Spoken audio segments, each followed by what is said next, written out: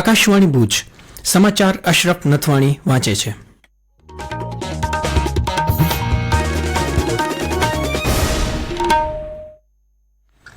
નમસ્કાર। રાષ્ટ્રપતિ દ્રૌપદી મુર્મુને તિમોર લેસ્ટેનો સર્વોચ્ચ નાગરિક પુરસ્કાર ગ્રાન્ડ કોલર ઓફ ઓર્ડર આપવામાં આવ્યો છે। તિમોર લેસ્ટેના રાષ્ટ્રપતિ જોસ રામોસ હોર્ટાએ શ્રીમતી મુર્મુને આ સન્માન આપ્યું હતું।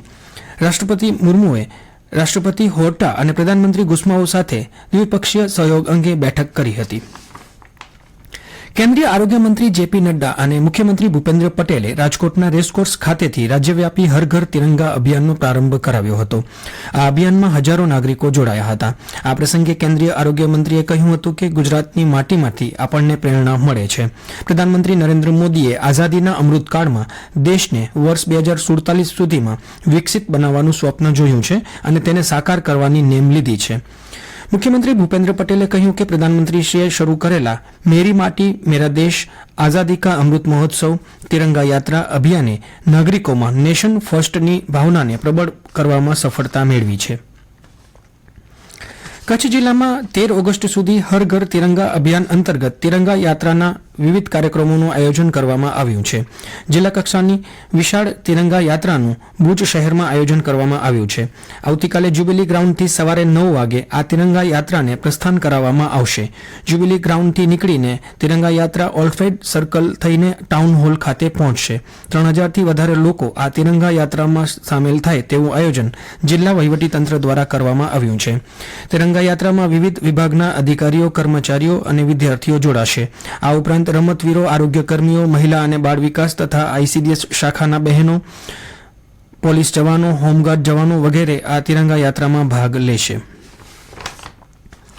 રાજ્યભરમાં આજે વિશ્વ સિંહ દિવસની ઉજવણી થઈ રહી છે। પ્રધાનમંત્રી નરેન્દ્ર મોદીએ આજે વિશ્વ સિંહ દિવસ પ્રસંગે વન્યજીવ સંરક્ષણ સાથે સંકળાયેલા તમામ લોકોને શુભેચ્છા પાઠવી છે। સોશિયલ મીડિયાના માધ્યમથી શ્રી મોદીએ ફેબ્રુઆરી મહિનામાં આંતરરાષ્ટ્રીય બિગ કેટ એલાયન્સની સ્થાપના માટે કેન્દ્રીય મંત્રીમંડળની મંજૂરીનો પણ ઉલ્લેખ કર્યો છે। તેમણે તમામ વન્યજીવ પ્રેમીઓને ગીર રાષ્ટ્રીય અભયારણ્યની મુલાકાત લેવા અને રાજ્યના લોકોના આતિથ્યનો અનુભવ કરવા પણ આમંત્રણ આપ્યું હતું। શ્રી મોદીએ ગુજરાતમાં તાજેતરના વર્ષોમાં સિંહોની સંખ્યામાં થયેલા વધારાને ખુશીના સમાચાર ગણાવ્યા હતા।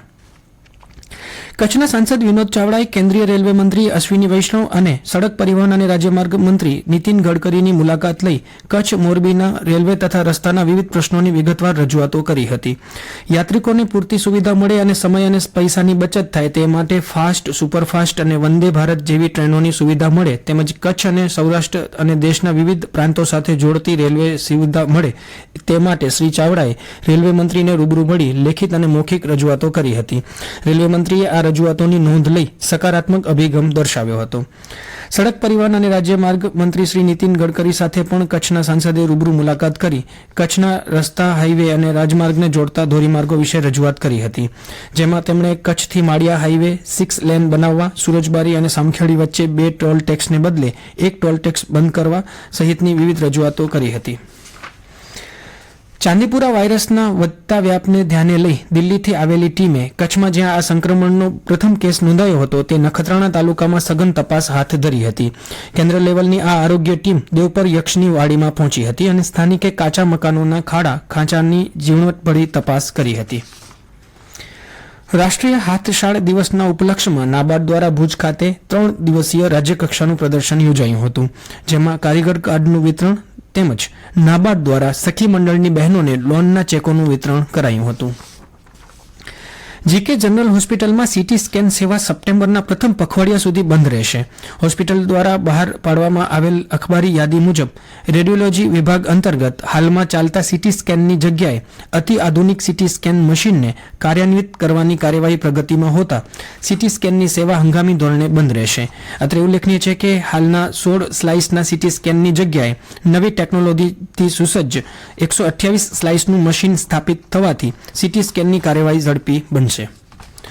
મહિલાઓને અભય બનાવતી 181 મહિલા હેલ્પલાઇન સેન્ટર અંગે માહિતી અને માર્ગદર્શન આપવાના હેતુથી ભુજની મુક્તજીવન સ્વામીબાપા મહિલા કોલેજ ખાતે સેમિનાર યોજાયો હતો, જેમાં અભયમની ટીમ દ્વારા ડેમોન્સ્ટ્રેશન બતાવી હિંસા જેવા બનાવોમાં અભયમ હેલ્પલાઇનની મદદથી તાત્કાલિક બચાવ અંગે માહિતી આપી હતી, જેમાં કોલેજની 900 જેટલી વિદ્યાર્થીનીઓ જોડાઈ હતી। આ સાથે સમાચાર બુલેટિન પૂરું થયું। નમસ્કાર।